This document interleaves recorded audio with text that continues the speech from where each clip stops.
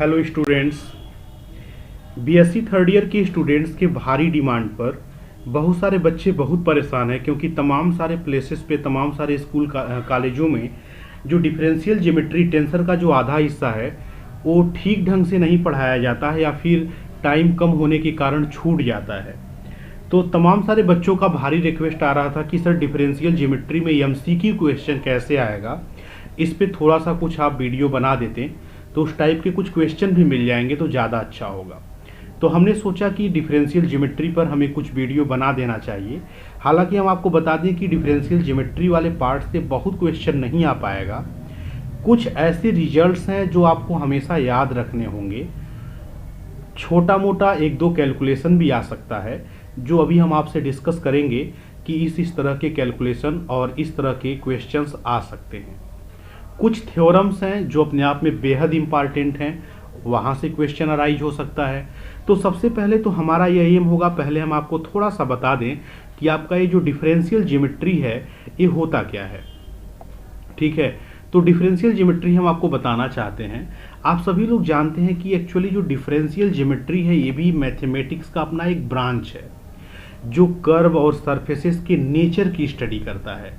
लेकिन जो स्टडी करने के लिए मैथमेटिकल टूल यूज किया जाता है वो ज़्यादातर डिफरेंशियल कैलकुलस का उपयोग किया जाता है। चूँकि डिफरेंशियल कैलकुलस का उपयोग किया जाता है और स्टडी किसका करना है, कर्व और सरफेसेस का, तो कर्व और सरफेसेस की स्टडी इन जनरल ज्योमेट्री के ब्रांच में की जाती है, जो मैथमेटिक्स का सबसे ओल्डेस्ट ब्रांच है। दैट्स वाई चूँकि हम ज्योमेट्री को डिफरेंशियल कैलकुलस के सहारे डील करने जा रहे हैं, इसीलिए इस ब्रांच का नाम डिफरेंशियल ज्योमेट्री रखा गया है। ठीक है ये बात। दूसरी बात यह है कि अभी अभी हम लोग इसको, कुछ लोग अलजेब्राइक ज्योमेट्री भी कहते हैं, ज्योमेट्री लार्ज स्केल पे इसको बोल दिया जाता है, क्योंकि डिफरेंशियल ज्योमेट्री एक ज्योमेट्री का ही हिस्सा है। हालांकि इसकी तमाम सारे इतिहास को छोड़ करके, चूँकि परीक्षा नज़दीक है तो हम डायरेक्ट आते हैं कुछ क्वेश्चंस पे। क्वेश्चन टाइप करने में थोड़ा टाइम लगता है, इसीलिए हम डिफरेंशियल ज्योमेट्री के कुछ क्वेश्चंस को हैंड रिटन पीडीएफ में लिखे हुए हैं। जिसको पीडीएफ चाहिए वो हमारे टेलीग्राम ग्रुप पे जुड़ करके पीडीएफ हमसे ले सकता है। दिग्विजयनाथ पीजी कॉलेज के ग्रुप में भी हमें पीडीएफ शेयर किए हुए हैं, वहाँ के बच्चों से भी आप ले सकते हैं ये पीडीएफ। देखिए, डिफरेंशियल ज्योमेट्री पे पहला जो चैप्टर आपका है वो कर्व इन स्पेस, और आपको सबको मालूम है कि जो कर्व इन स्पेस है, हमको तो लगता है कि डिफरेंशियल ज्योमेट्री का 50% हिस्सा अकेले कवर किया है, तो इस पे ज़्यादा प्रश्न बनता है। सो हमें पहला जो लेक्चर है अपना पूरा का पूरा कर्व इन स्पेस पे ही डेडिकेटेड किए हैं।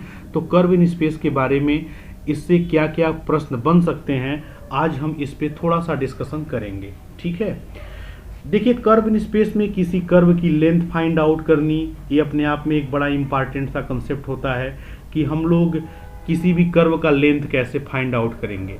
तो जब आप लोगों ने पढ़ना शुरू किया होगा, देखिए सर्कुलर हेलिक्स भी अपने आप में एक कर्व ही होता है। ठीक है, तो हमें क्या करना है, इस कर्व की लेंथ को फाइंड आउट करनी है। अच्छा, लेंथ के लिए x1 x2 x3, आप जानते हैं कि टेंसर में ऊपर 1 2 3 लगने का मतलब स्क्वायर क्यूब नहीं होता, इसका मतलब है x1 x2 x3, मतलब 3 कोऑर्डिनेट दिए हुए पैरामीट्रिक फॉर्म में दिया है। देखिए, पहला कोऑर्डिनेट भी टी में है, दूसरा भी टी में है, तीसरा भी टी में है, मतलब तीनों कोऑर्डिनेट जब एक सिंगल वेरिएबल के फॉर्म में रिप्रेजेंट कर दिए जाते हैं तो कर्व को रिप्रेजेंट करता है। समझ गए? कर्व की ये डेफिनेशन ही होती है, the collection of all those points of the space which can be represented as a single variable which coordinate can be expressed as a single variable, उसी को कर्व बोलते हैं। आप सब लोग जानते हैं कि इसका लेंथ निकालने का तरीका बड़ा ही आसान सा होता है। S equal to integration 0 to 2 pi under root x dot i d t, आप इसको इंटीग्रेट करेंगे। बुक में आपको मिल जाएगा वंदना प्रकाशन में आसानी से, और आप देखेंगे इसका आंसर 2 पाई अंडर रूट ए स्क्वायर प्लस बी स्क्वायर आ जाएगा। हम यहाँ इवेलुएट नहीं कर रहे हैं क्योंकि ये बड़ा आसान सा प्रश्न है और बुक में बिल्कुल आपको आसानी से मिल जाएगा, तो आप कर पाएंगे। ठीक है, चलिए नेक्स्ट। अगर कप्पा कर्वेचर को डिनोट कर रहा है तो रेडियस ऑफ कर्वेचर और कप्पा में क्या रिलेशन होता है। कप्पा अगर कर्वेचर है और रो अगर जो है रेडियस ऑफ कर्वेचर है, तो आप जानते हैं कि जो कप्पा और रो होता है दूसरे के रेसिप्रोकल होते हैं, तो रो इक्वल टू 1 कप्पा हो जाता है। ठीक है, आप इस बात को याद रखिएगा। फिर कह रहा है कि क्या नेसेसरी और सफिशिएंट कंडीशन होता है for a curve to be a straight line, कोई कर्व स्ट्रेट लाइन हो जाए इसके लिए क्या कंडीशन होगा? भाई आपके माइंड में इज दैट द कर्वेचर के जीरो कह रहा है कि क्या नेसेसरी और सफिशिएंट कंडीशन होगा कि कर्व स्ट्रेट लाइन बन जाए, is that the curvature kappa is zero.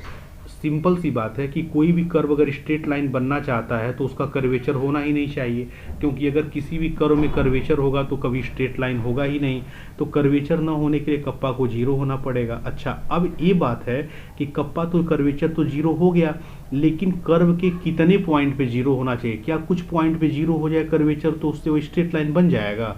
नहीं भाई, कर्व के प्रत्येक पॉइंट पे कर्वेचर नहीं होना चाहिए। थोड़ा भी अगर कहीं भी मुड़ाव रहेगा तो फिर कैसे स्ट्रेट लाइन होगा? दैट्स वाई जो आंसर होगा ऑल पॉइंट्स ऑफ कर्व होगा, कि आपका जो कर्वेचर है कर्व के प्रत्येक पॉइंट पे वैनिश करना चाहिए, तभी वो स्ट्रेट लाइन बनेगा। ठीक है, नेक्स्ट देखिए, कह रहा है कि the necessary and sufficient condition that a curve is a plane curve is that. कह रहा है कि क्या नेसेसरी और सफिशिएंट कंडीशन होता है कि कोई कर्व जो है आपका प्लेन कर्व बन जाए। ये आप टाउ को पहचानते होंगे, टार्सन होता है कप्पा, जैसे अभी कोरोना चल रहा है कप्पा वेरिएंट वाला, तो ये टाउ इक्वल टू जीरो हो जाएगा, है ना। तो टाउ जीरो हो जाने से देखिए यहाँ पे बात कर रहा है कि क्या कंडीशन होना चाहिए कि कोई कर्व प्लेन कर्व हो जाए। तो प्लेन कर्व होने से उसमें जो आपका टार्सन है वो हर एक पॉइंट पे जीरो हो जाए, तो इससे वो प्लेन कर्व बन पाता है। ठीक है, ये तो बहुत ही इंपॉर्टेंट है और पक्का एग्जाम में आएगा, समझ लीजिए कि सेरेट फ्रेनेट फार्मूला क्या होता है, ये तो पक्का आएगा, लिख के रख लीजिए, पक्का आएगा। तो सेरेट फ्रेनेट फार्मूला कर्व इन स्पेस का एक तरह से कह लिया जाए हर्ट है, it is hurt of curve in space.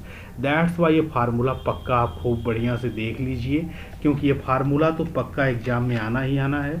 सो इसको खूब घूर घूर के एक बार देखिए ताकि आपको याद हो जाए कि आपका यहाँ पर जो है टेंजेंट का जब आप करते हैं तो क्या आता है। ठीक है, तो इसमें से कितने लोग पहचान रहे हैं? जो डी वाला ये ऑप्शन सही है, सभी लोग जान रहे हैं आपका कि टी आई का जो होता है वो कप्पा पी आई बन जाता है, और जब बाई नॉर्मल का करते हैं तो माइनस के साथ आता है। ठीक है, अच्छा अब यहाँ पर देखिए फिर क्या होता है, जो टाउ बी आई होता है पहले होता है, सॉरी जो टाउ यहाँ पर जो पी आई के रेस्पेक्ट में करेंगे, चूंकि आप पी का कर रहे हैं ना, तो जब पी का करेंगे तो बी और टी दोनों आएगा, तो टाउ के साथ आएगा, टाउ बी आई के साथ आएगा और माइनस कप्पा टी आई के साथ आएगा। आप इसको याद कर लीजिएगा।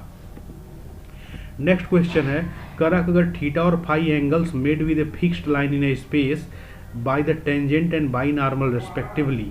करा अगर थीटा और फाई जो एंगल्स हैं किसी फिक्स लाइन के साथ स्पेस में टेंजेंट और बाई नॉर्मल के द्वारा बनाए गए किसी कर्व के, तो साइन थीटा अपन साइन फाई डी थीटा अपन डी फाई की वैल्यू क्या होगी। हालांकि आप इसको सॉल्व कर सकते हैं, लेकिन एग्जाम में सॉल्व करने का समय ना होने के कारण आप याद करिएगा कि माइनस कप्पा अपन टाउ के बराबर होता है। ठीक है, चलिए नेक्स्ट देखिए, ये इंपॉर्टेंट क्वेश्चन है कि रेडियस ऑफ स्फेरिकल कर्वेचर कितना होता है। आप जानते हैं कि इस पे न्यूमेरिकल भी डील बहुत आसानी से होता है और इसका डेरिवेशन भी आपने किया होगा कि जो रेडियस होता है स्फेरिकल कर्वेचर का वो कितना होता है। तो चूंकि डेरिवेशन हम कराएंगे नहीं, टाइम लगेगा, सो आप इस बात को याद कर लीजिए कि स्फेरिकल कर्वेचर का जो रेडियस ऑफ स्फेरिकल कर्वेचर होता है वह होता है R square equal to rho square plus sigma rho dash का होल स्क्वायर। आप याद कर लीजिएगा इस बात को। ठीक है, ध्यान दीजिएगा सबके ऊपर स्क्वायर स्क्वायर लगा है और सिग्मा और रो डैश एक साथ है और रो स्क्वायर है, इस बात से भी आप पकड़ सकते हैं, बीच में प्लस लगा है।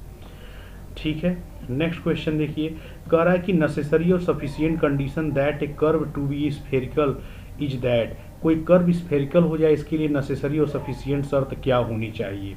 तो हमने यहाँ पे 4 ऑप्शन लिखा है, आप देखे होंगे कि इसके लिए डेरिवेशन भी आसानी से बुक में दिया हुआ है कि कोई भी कर्व अगर स्फेरिकल बनना चाह रहा है तो इसके लिए जो शर्त होता है आपका ये वाला होता है, rho upon sigma plus d over d s sigma rho dash equal to 0। इसमें हम ज़्यादा आपको एक्सप्लेन इसलिए नहीं करें क्योंकि लिखेंगे तो वीडियो बहुत लंबा हो जाएगा।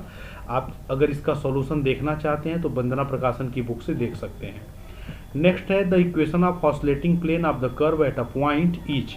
ऑसिलेटिंग प्लेन का इक्वेशन क्या होता है, तो आप सबको मालूम है ऑसिलेटिंग प्लेन का इक्वेशन जो आपका ये लिखा हुआ है यही होता है। ठीक है, तो ऑसिलेटिंग प्लेन का इक्वेशन जो है किसी पॉइंट पे कर्व में यह होता है, ऑसिलेटिंग प्लेन का इक्वेशन होता है। ठीक है, नेक्स्ट क्वेश्चन है कि जो वैल्यू होता है एक्स ट्रिपल डैश आई दोनों का आपस में मल्टीप्लाइड फॉर्म में कितने के बराबर होता है। इसका भी सॉल्यूशन आपको वंदना प्रकाशन में मिल जाएगा। कुछ ऐसे क्वेश्चन है जिसकी वैल्यू अगर आप याद रखेंगे ना तो सीधे एग्जाम में टिक मार के डिफरेंशियल ज्योमेट्री में आप अच्छा मार्क्स पा सकते हैं। तो आप ये वैल्यू याद रखिएगा, इतने के बराबर होती है। ठीक है। नेक्स्ट है for the curve x1 x2 x3। देखिए भी पैरामीट्रिक फॉर्म में है। इसके लिए आपको रो की वैल्यू फाइंड आउट करनी है। आप इसका भी सॉल्यूशन चाहें तो देख सकते हैं, और आपको मालूम ही है कि रो की वैल्यू आप कैसे निकालेंगे। तो आप इसको कैलकुलेट कर सकते हैं आसानी से। कर्वेचर निकालिए, वहाँ से भी निकाल सकते हैं रो। तो ये वैल्यू आप कैलकुलेट करेंगे या सीधे याद मत करिए इसको तो आप एग्जाम में कैलकुलेट करिएगा, क्योंकि यहाँ पे वैल्यू चेंज कर सकता है। ठीक है। फिर ये कह रहा है कि if the tangent to a curve makes a constant angle alpha with a fix line. कह रहा है कि अगर टेंजेंट जो है किसी कर्व पे वो कांस्टेंट एंगल अल्फा बनाए किसी फिक्स लाइन के साथ, तो क्या शर्त होती है। यही होता है sigma equal two plus minus rho tan alpha. ठीक है। ये कह रहा है कि जो कोऑर्डिनेट होता है सेंटर ऑफ स्फेरिकल कर्वेचर का, जैसे अभी हमने आपको बताया रेडियस ऑफ स्फेरिकल कर्वेचर का ऊपर एक फार्मूला ना, तो उसी में जो सेंटर होता है स्फेरिकल कर्वेचर का उसका कोऑर्डिनेट कौन सा होता है। तो कोऑर्डिनेट याद कर लीजिएगा, c i equal to x i plus rho p i plus sigma rho dash b i. सब प्लस प्लस में है।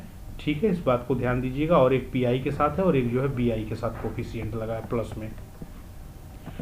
तो आप कर्व इन स्पेस में बस इतना प्रश्न देख लीजिए, और ये जो लेंथ वाला जो तरीका है इसको 3-4 एग्जाम्पल जो है बुक का सॉल्व कर लीजिएगा, आपका काम बन जाएगा। इससे ज़्यादा आपके प्रश्न इसमें बनने की उम्मीद नहीं है। कुछ प्रश्न आपके डायरेक्ट एग्जाम्पल से ही आएंगे, थ्योरम से ही आएंगे, तो उन थ्योरम्स को देख लीजिए खूब ध्यान से, उसका आंसर क्या है वहाँ से आपको मिल जाएगा आइडिया। सो हम इस लेक्चर को यहीं पे समाप्त कर रहे हैं। कुछ और लेक्चर हम जियोडेसिक पर और फर्स्ट फंडामेंटल फॉर्म पर लेकर के जल्दी ही आएंगे डिफरेंशियल ज्योमेट्री का।